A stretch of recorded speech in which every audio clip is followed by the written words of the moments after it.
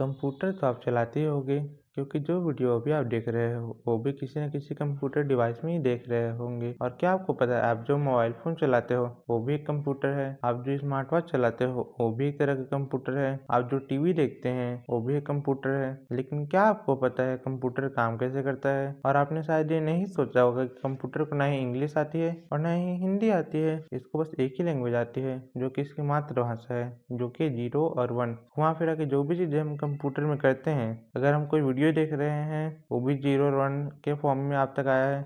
आप जो आवाज़ सुन रहे हो मेरी, वो भी 0 और 1 के फॉर्म में आप तक आया है।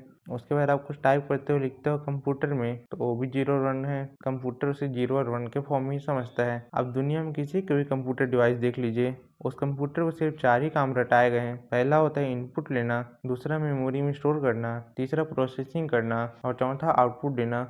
तो बस ये 4 काम ही कर पाता है एक कोई भी कंप्यूटर। तो बात ये आती है, ऐसा कोई कंप्यूटर या ऐसी डिवाइस जो इलेक्ट्रिसिटी से चलती है, उसको पावर ऑफ कर दोगे तो मर जाएगा, उसको पावर वापस दोगे तो वापस चालू हो जाएगा, काम करेगा। तो भैया उसके अंदर है क्या चीज़ें, काम कैसे करती है? बिल्कुल सिंपल एग्जांपल लेते हैं। देखो, जो भी इंफॉर्मेशन ट्रेवल करती है सर्किट के अंदर या वायर के अंदर, तो वो होती है इलेक्ट्रिकल फॉर्म में, मतलब 0 और 1 के फॉर्म में ही कंप्यूटर समझ पाता है। मैं क्या बोल रहा हूँ, आप वीडियो में क्या देख रहे हो, क्या सुन रहे हो, ये सब 0 और 1 के फॉर्म में ही स्टोर हुआ था। आप तक आते आते 0 और 1 ही था। लेकिन जब आपकी आंखों में दिखाई दिया, आपके कानों में सुनाई दिया, तो ऑटोमेटिकली कन्वर्ट हो गए पिक्सल्स में, साउंड वेव्स में, तो जाके आपको ह्यूमन रीडेबल फॉर्म में, ह्यूमन के ऑडियो फॉर्म में ये साउंड आपको सुनाई दी और ये वीडियो दिखाई दी। तो होता क्या है, जब भी कोई डेटा ट्रेवल करता है केबल या वायर में, तो होता है इलेक्ट्रिकल सिग्नल से 0 और 1 के फॉर्म में। मतलब अगर उसके अंदर इलेक्ट्रिसिटी आ रही है तो उसका मतलब है 1, और अगर इलेक्ट्रिसिटी नहीं आ रही है तो उसका मतलब है 0। तो ये जो भाषा है 0 और 1 वाली, इसको बोलते हैं बाइनरी नंबर, जो कि मातृभाषा है कंप्यूटर्स की। जितने भी इलेक्ट्रॉनिक्स डिवाइस हैं सब सिर्फ 0 और 1 ही जानते हैं। घुमा फिरा के बोले तो जब आप एक माउस से क्लिक करते हैं किसी जगह पे या फिर एक स्क्रीन पे टच करते हो, तो ऑटोमेटिकली ये जो सिग्नल्स हैं, जो कोऑर्डिनेट्स स्क्रीन के उसके पीछे क्या था, मतलब जो है आपको क्या दिखाई दिया, अगर कोई फाइल था या कोई ऐप या मूवी थी, तो उसका एक बाइनरी में एक सिग्नल जनरेट होगा, हो जाएगा कंप्यूटर के मदरबोर्ड के पास। उसके बाद मदरबोर्ड उस सिग्नल को वेरीफाई करके स्टोर करेगा मेमोरी में। अब इस मेमोरी से प्रोसेसिंग करेगा सीपीयू, मतलब सेंट्रल प्रोसेसिंग यूनिट, प्रोसेस करेगा और देखेगा कि क्या जहाँ पर आपने क्लिक किया उसके पीछे क्या मैंने कोई फाइल दिखाई थी या कोई मूवी दिखाई थी। अगर दिखाई थी तो ये सिग्नल जाएंगे स्टोरेज डिवाइस में, जैसे कि हार्ड डिस्क या अदर स्टोरेज डिवाइस में, जहाँ पे सारा डेटा स्टोर है मूवी या फाइल का। फिर वहाँ से वो वापस आएगा सीपीयू के पास 0 और 1 के फॉर्म में। फिर सीपीयू प्रोसेस करेगा और फिर उसे पब्लिश करेगा आउटपुट डिवाइस में, जैसे कि मॉनिटर या स्क्रीन में पिक्सल्स के फॉर्म में। और हर एक पिक्सल की एक वैल्यू होती है जो कि 0 और 1 के फॉर्म में होती है।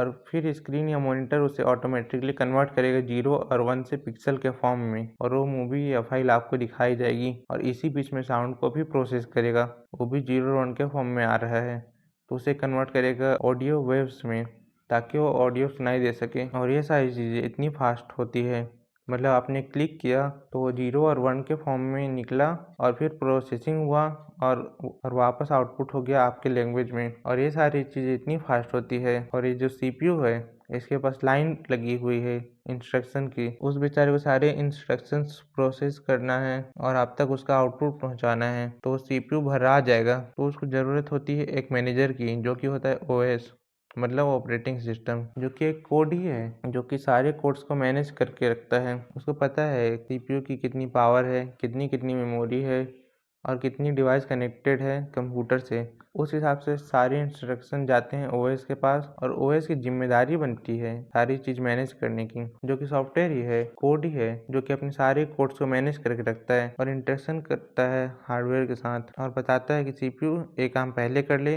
इसको जल्दी है, फिर इसको कर ले। तो ऐसे करके सीपीयू सारी डिवाइस को सिंक्रोनाइज्ड करके मैनेज करता है। जो ऑपरेटिंग सिस्टम है वो किंग है, राजा है कंप्यूटर का, जो कि इंस्ट्रक्शन प्रोवाइड करता है सबको कोड के थ्रू, और ऑटोमेटिकली उस हिसाब से जो इलेक्ट्रिकल सिग्नल हैं और ट्रेवल करते हैं, घूमते हैं इधर उधर कंप्यूटर में 0 और 1 के फॉर्म में, और फिर घूम फिर के प्रोसेसिंग होती है और आप तक उसका आउटपुट पहुंचता है। तो ऐसे काम करता है कंप्यूटर।